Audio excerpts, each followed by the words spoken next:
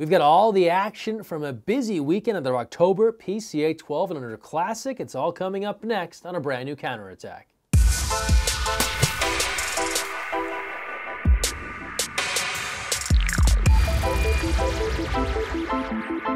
Hi everybody, Greg Mescall here. Thanks for joining us on the counterattack. We begin in Mesa, Arizona and the Keno Aquatic Center for our annual Rocktober PCA 12 and Under Classic. It's an event that continues to grow every year. We chronicle it every year with highlights right here on the counterattack. 2018 will be no different. Let's get you caught up on who won in which division. Rock Division first place highlights, United and Vanguard, low scoring affair. First quarter action, Vanguard's Colt Bradley gets us started with 3 minutes to play in the quarter, 1-0 they lead. After another penalty shot score for United, they follow up with a huge goal from Merrick Pilkington to increase their lead 3-2 United. Back and forth we go. Another score here from Vanguard's Kaneko is met with a tally from Madeline Nolan as she responds for United. 4-3 the score in favor of United. United's Aliko Uno scores from way downtown to get United's 5th goal of the match. They'd go on to win it 6-4 over Vanguard, taking gold in the Rock Division. Post-game, we caught up with Kai Inoue about the win and about this Rocktober event. We had an amazing win. We traveled from California. We did a lot of work to get to this tournament. I would tell someone to come to Rocktober because it's amazing and really fun. Rock third place now, Commerce, Kahuna. A free pass from Hamilton Shea finds Oleg Shatiks, and Kahuna gets on the board first, 1-0 there in front. Commerce's Michael Martinez, a little tussle in front of the cage, but he finds the back of the net. A 2-1 lead as Commerce is on the board. Another great assist here for Commerce, this time coming from Marcus Cruz. He finds Guillermo de la Mora to keep things close, 3-2 Kahuna. Now they come all the way back. Martinez is on point, tying this one at 4. We're even there. We skip ahead. Commerce up 5-4, but now Kahuna on the comeback trail. Artem Zimin, he finds himself on the end of a long pass and then puts it away. We're even at 5. Then back-to-back Commerce goals are met with a final penalty shot from Shashik of Kahuna, and we've reached our final score. It's a win for Commerce, 10-8 over Kahuna. Afterwards, Commerce's De La Mora, he had a few key goals in this game, and he told us why he is proud of his team. I'm proud of my team because we worked hard to get into this position. It's a great experience. Roll first place match, Albuquerque taking on ORWP. Early on, ORWP goes to Andrew Maniason. He'll beat his defenders, and he finds the back of the net. It's a 1-1 game. Ryder Dodd suiting up for Albuquerque. Rockets a shot into the back of the cage. A 2-1 lead for the New Mexico squad. After 4 more goals from Dodd, he piles them up. Maniason is back with a quick shot for ORWP. It's a 6-2 deficit for ORWP. Albuquerque's Ethan Spoon goes with a no-look shot, then back-to-back scores from Phineas Palksa puts Albuquerque ahead 11-4. They are in control. Madeline Francher of Albuquerque gets an opportunity to hit on the penalty shot and does the job, 16-5. Now fresh off the sprint, Michael Masakian, he goes spin move and hits, followed by a Maniason goal, and that would be as close as ORWP would get as Albuquerque takes this one 18-9. In the post-game fun, William Campbell about his team and what they did differently to achieve the win. It feels amazing because last year we placed, I think it was 17th maybe. We got the bottom of our bracket, and this year we had practiced a lot harder this year to get here. And I think we were playing a lot better than we have. Roll third place game, San Diego Shores Pride Water Polo, high scoring affair. Early on, Pride ties this one up on the penalty shot score from Max Burstein. San Diego Shores Andrew Bachstaller goes lob and hits. We're all even at 3.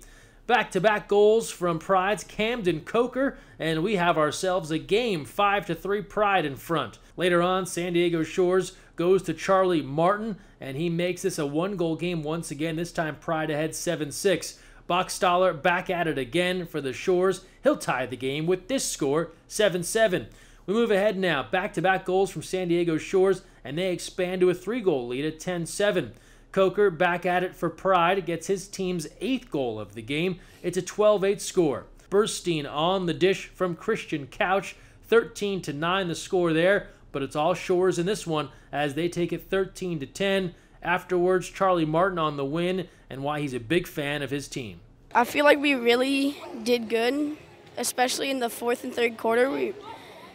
In the 1st and 2nd quarter, we didn't really have We didn't really play like we really should have, and I feel like in the third and fourth we really did, and I'm proud of everyone on my team. Rhythm, first place division, Davis and Power Aquatics. Power's Xavier Clark has a quick redirect from Gabriella Reed. They're in front 2-0. A hat trick for Clark opens the second when he buries this penalty shot 4-1, part of a strong start in the second quarter for Power. Nicholas Roy will swim in to get a closer look at the cage and then buries the shot. It's a 5-1 lead for Power. We skip ahead now. Power 5, Davis 3, and then Brennan Fuchsland gets one past the keeper. Davis is within 1 at 5-4. Then Davis's Lucy Lapuz quickly redirects the ball to tie the game at 5, and then Bo Brown gets Davis their first lead on this cross-cage goal, 6-5. What a rally by Davis. Davis's Lapuz forces a turnover. That draws the keeper out, and then she goes long-distance lob. And how about this? Davis ahead now 7-5, and that would be the game. They rallied after that strong start from Power. Davis takes it, and afterwards, Bo Brown talks with us about what was a great game. It was pretty good. We didn't do very good the first half, but then we really sped up in the second half because we really work well together. Rhythm, third placed, West Suburban Naperville taking on SoCal, Illinois versus California. Jacob Wedding strikes first for Naperville. He's ahead of the defense for a clear shot and makes it count 1-0. Moments later, Naperville added again, 2-0 lead. But hang on, SoCal has some firepower of their own. Emma Sosa, the nice bar in here to make it a 2-1 game. Olin Kusevskis is next up for Naperville, who put this one past the keeper, and the Illinois squad is up 4-1. SoCal's goalie, Rachel Hamilla, big steal here, and that fires up her teammates going into the third quarter. SoCal goes back to Sosa. Pumped to start the third, opens the period with back-to-back goals. That's a hat trick for Sosa as she makes it 4-3. But these goalies, they came to play. Naperville's Joseph Jennis blocking multiple shots on goal. And then remember, SoCal's Hamilla was in goal, now changing roles in the field and scoring big for her team, tying the game here at 4. Paltzer gives off to Jacob Wedding. He scores the last goal of the match. Naperville will take it 6-4, winning this one. Post-game, Henry LaPerna about Naperville's journey and why this victory was so very special. We played well the whole tournament. We earned that third place. We just struggled out with our first game, and if I think we played the third best team again, we'd beat them. It feels good knowing that, like, so far away that Naperville still got, like, that we still got it, and like how we can show everyone that we're still very good at it. Rhyme Division first place, Team Vegas and Rose Bowl. Sebastian Aguirre gets things cooking early for Team Vegas. Cross-cage delivery is on point, a 1-0 lead. Rose Bowl turns to Patrick Pellegrini. He'll get his team on the board with a nice skip shot. They trail 3-1. Later on, Vegas's Nathan Jobin scoring on the dish here from Macy McGee. It's a 5-3 game.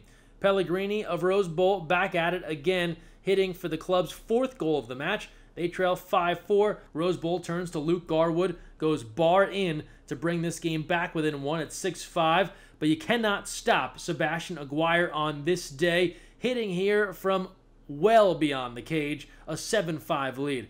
Rose Bowl's Jordan Zepeda goes upper corner here. Rose Bowl hanging around.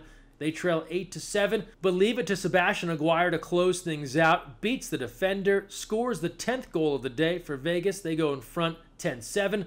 Last chance here for Rose Bowl. Pellegrini gets one back, but they'd get no closer. All about Vegas, 10-8. And afterwards, who else would we talk to? Got to catch up with the superstar, Sebastian Aguirre. It was hard the whole game was intense and it was fun. I like games that they're tied and it's not like we're over dominating the team. Both teams were incredibly good and we were all fighting for that ball and it was a good match. Last but not least, Rhyme, third place division, Commerce B and Rose Bowl. Early on, Commerce up 3-1, and then Rose Bowl's Ray Thompson brings the tally within 1 for Rose Bowl. It's now a 3-2 game. Third period action now. Commerce's Guile Cruz finds himself going against the goalie on his own, and he likes his chances, goes with a high shot here for a 5-4 lead. After another successful penalty goal for Commerce, they come back again. This time Matthew Moran spots Ethan De La Mora. He finds a hole in the defense, this gap right underneath the goalie's arm. A 7-4 lead for Commerce. Rose Bowl looks to rally. They open the fourth with a goal from Charlotte Munoz from distance, making it 9-5. But Commerce goalie Sebastian Lugo spots an open teammate. It's Nicholas Ocampo. He'll sink the 10th of the contest for a 10-5 Commerce lead. Munoz back with another goal, then an assist to teammate Marisol Callas to bring the tally to 10-7. But Commerce would hang on in this one. They take third place in the Rhyme division and bringing more hardware back home to Southern California. Now we turn to men's college water polo, and hard to believe there are just a few weeks left in the regular season. It is getting down to the wire here to determine what the conference postseason tournaments will look like, and of course the NCAAs. With that in mind, we'll get you caught up on all the happenings from this past weekend in the men's college game. We start off with our Cap 7 college scoreboard. Santa Clara, a 1-goal winner over Bucknell, 15-14 in overtime. LMU and St. Francis Brooklyn down to the wire. Joseph Shaw for LMU wins it with 1 second left. Lions take it 12-11. USC all over Pepperdine 17-6 in that game. Goal number 100 for Team USA's Marko Vavic. And Stanford over Pacific 15-7.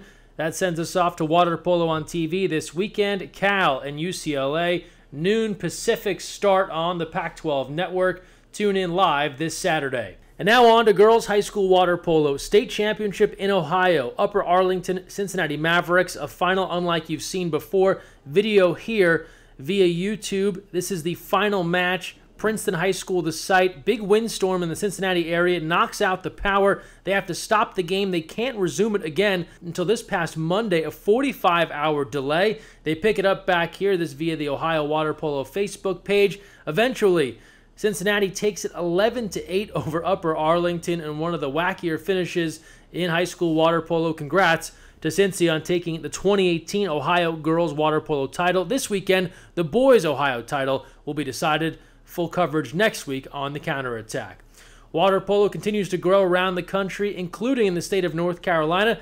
Take a quick look here at this Fox 8 feature, the full version available on the USA Water Polo Facebook and Twitter pages. But there's a whole bunch of activity you can't see. You have to have very strong legs because obviously you have to tread water for that long. And then you also have to be very smart, You can't waste too much energy or else you're just going to get tired out. Now we turn towards November and looking ahead at a few big events on the way. Just next week, we'll be in Bloomington, Indiana for the annual Champions Cup, the big 14 and under national championship event, once again headed to Indiana University. We'll have full highlights of all the action there right here on The Counterattack. Full schedule available now at usawaterpolo.org. And then the following weekend, that second weekend of November, we'll be in Orange County for the Collegiate Cup. It's a great way to get ready for the 2019 women's college season, as many of the best teams in the country will be taking part. More information on that as well at usawaterpolo.org. Now we turn back and look at the 2018 Junior Olympics, the gift that keeps on giving with great stories. Not every team that took part was there to win a gold medal. Some were there for a better experience, to show improvement from how they were a few years ago to how they were in 2018. One of those teams on the rise, the Cy-Fair Banks Water Polo Club of Texas. We're from the Houston area in Texas, and we've got a pretty big team from all around the Houston and Cy-Fair area. It's just been growing. We've only been around for a couple years, but we're getting bigger and better each time. In Houston, it's grown a whole lot. My high school doesn't have a team, but we did for 2 years. It's just starting there. There's a lot of schools that are starting to get teams. Kids are starting to play club, and then they get their friends to join. Their friends go back to their high schools, and they start new teams. So it's really starting to grow, and it's really nice. The way that California plays, down in Texas, we are learning a lot of the skills that California has, and we are trying to get there. So by bringing all the team here, we're able to learn new moves, just to see the physicality and see how much faster, and just the different ways of play that are here. You get to see a hodgepodge of everything, so that's really good. We just want to get better. So we have fun, and we want to make sure that we do some fun things while we're in California. So we're not just here doing water polo. We want to go see fun things, and I'm considered the fun coach here for our team. So we're going to go to the Redwoods, the beach, Santa Cruz. We always try to have fun and make it an enjoyable experience. So it's not just play water polo, go home back to the hotel. We want to go out and do some things, and so that's one thing we like to do is have a lot of fun. This is my last year. I've enjoyed the last 6 years out at JO's, and I'm really grateful for the experience.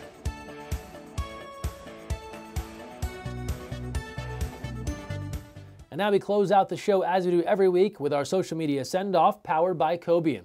We start first with our Cobian sandal giveaway. We're giving away a free pair of sandals every week. To get involved, all you've got to do is share a post from your water polo journey, use the hashtags counterattack and every step matters, and away we go.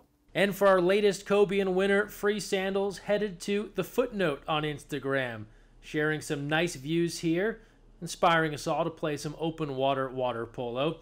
From there, an insane photo of Johnny Hooper. This from Catherine Hain. How is he getting out of the water that high? Yes, his suit and his leg are out of the water on that shot attempt, that via her Instagram account.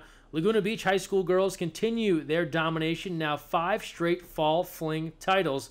Say that 5 times fast. Our friends at Cap 7 with a great throwback picture of the 2000 men's Olympic team. Some familiar faces there from their Cap 7 water polo Twitter account.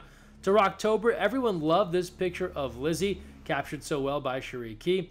The University of the Pacific men, they're showing off their water polo skills during practice with the kick, and that is in via UOP Water Polo U on Twitter. And last but not least, from Alta Loma High School, Jacob Moose Bell knows how to get to the chopper.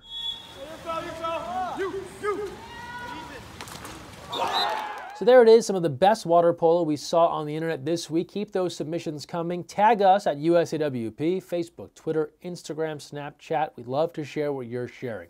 That'll do it for this week's show. Thanks so much for watching. Don't forget, when you're on the counterattack, look weak side.